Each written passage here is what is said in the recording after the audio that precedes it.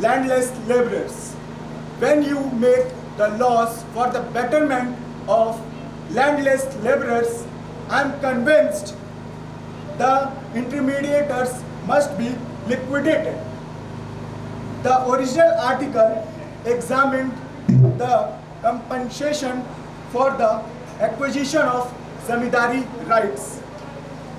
Now we are dealing with the injunction of discrimination.